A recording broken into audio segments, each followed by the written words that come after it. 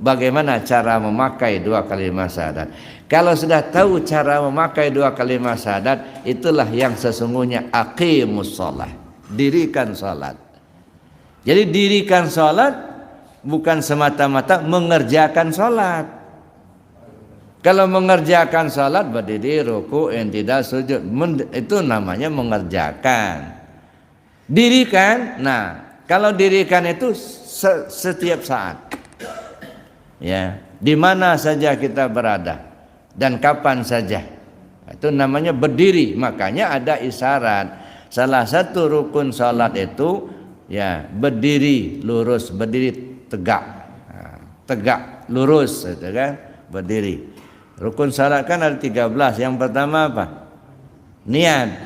Yang kedua berdiri, ya, tegak lurus. Nah, jadi Bapak Ibu yang sama, kenapa niat dulu baru berdiri?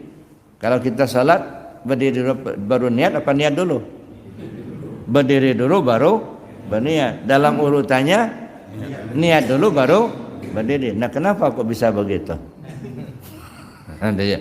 Dalam urutannya niat dulu baru berdiri, dalam pelaksanaannya berdiri dulu baru niat. Kok bisa beda? Kenapa, Pak?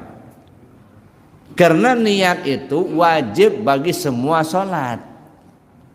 Mau sholat fardu, mau sholat sunat, itu wajib niat itu. Makanya dia utama. Kalau berdiri hanya wajib bagi sholat fardu, bagi yang puasa berdiri. Ya, kalau berdiri itu hanya diwajibkan bagi yang puasa untuk sholat fardu saja. Kalau sholat sunat, walaupun sanggup berdiri tapi malas berdiri, duduk aja, nggak masalah, sah sholatnya. Sudah selesai sholat, assalamualaikum kanan kiri, begitu mau sholat ba'diyah, malas berdiri, duduk aja, boleh. Cuman pahalanya separuh, Pak. Ya karena nggak berdiri kan, cuman pendek. Maka pahalanya cuma separuh, gitu. Kan tinggal milih aja mau yang penuh apa mau separuh, gitu ya. Kalau sahnya sah, gitu ya. Maka tegak berdiri lurus. Dalam rukun salat itu berdiri badan kita, kaki sejajar bahu. Nah, kan banyak orang itu ya gini nah. Kalau bahasa kami di kampung namanya ngangkang. Bukan lurus, Pak. Tegak ngangkang.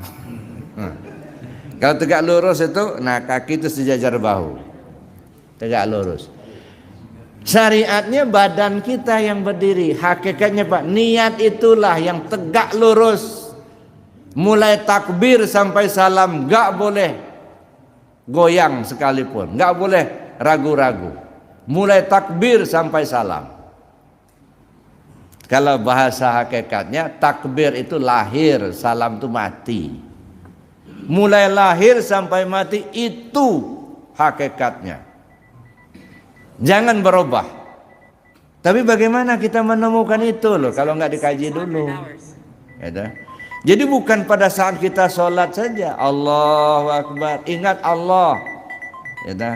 Ingat Allah kapan? Dari takbir sampai salam. Takbir itu lahir, salam itu mati.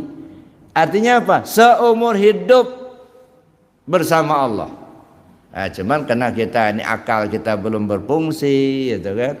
Nafsu kita juga sangat tinggi, iblis selalu menggoda, ujung-ujungnya Allah selalu dilupain, gitu.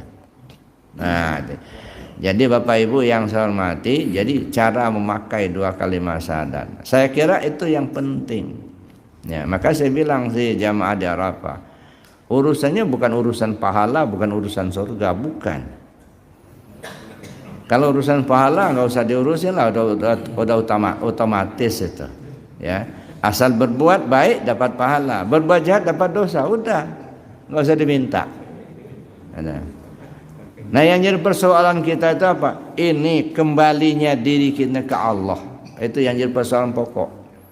Maka ada warning dari Allah itu, wala tamutunna illa wa antum muslimun. Jangan sampai kamu mati, kamu belum selamat pulang ke Allah. Mati itu ajal, batas waktu. Ya. Jangan sampai ajalmu tiba, kamu itu belum balik ke Allah.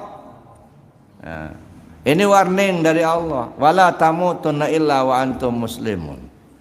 Jadi Bapak Ibu yang saya hormati, oleh karena itulah maka kita perlu untuk mengkaji syariat dan hakikat tadi.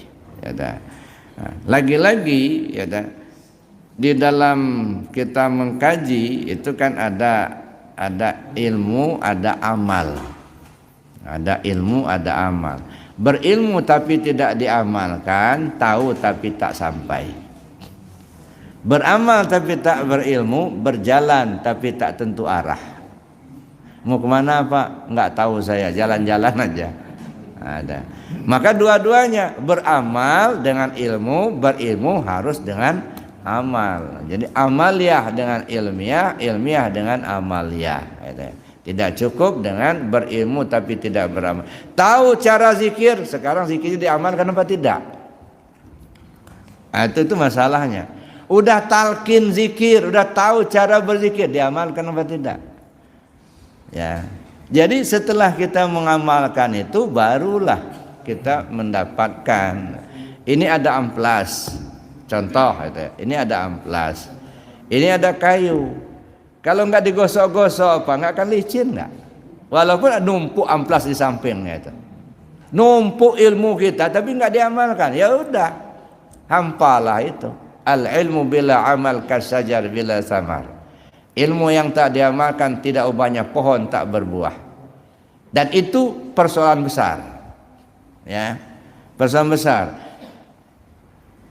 La yazalu qadama 'abdin yaumal qiyamah hatta yus'ala an arba, an umrihi fi ma afnahu, wa an jismihi fi ma ablahu, wa an ilmihi ma amila bih, wa an mali min aina iktasabah wa fi ma anfaqa. Belum bergeser telapak kaki seorang hamba pada hari kiamat hingga ditanyakan kepadanya 4 persoalan. Mana persoalan? Pertama, umurmu kemana kau habiskan. Yang kedua, tubuhmu kemana kau bawa. Yang ketiga, ilmumu apa yang sudah kau amalkan. Yang keempat, harta kekayaanmu dari mana kau dapat, kemana kau belanjakan. Jadi kalau kita belajar tapi tidak diamalkan, ini beban berat Pak. Di akhirat nanti akan diminta tanggung jawab. Ilmu yang sudah kau tahu, apa yang sudah kau amalkan. Sudah tahu cara berzikir tapi diamalkan apa tidak? Nah, jadi enggak lewat begitu saja, tanggung jawab Pak. Kalau orang enggak sholat karena enggak tahu tentang sholat, mungkin bisa dimaafkan. Enggak berzikir karena enggak tahu tentang zikir, mungkin bisa dimaafkan. Tapi sudah belajar zikir tapi tidak diamalkan, nah, ini bahaya. Ya, nah. Diminta tanggung jawab oleh Allah.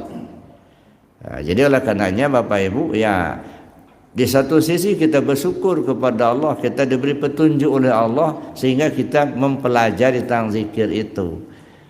Nah, tetapi kita juga harus berupaya untuk mengamalkannya supaya ada manfaatnya buat diri kita. Peningkatan derajat kita, martabat kita di sisi Allah Subhanahu wa taala.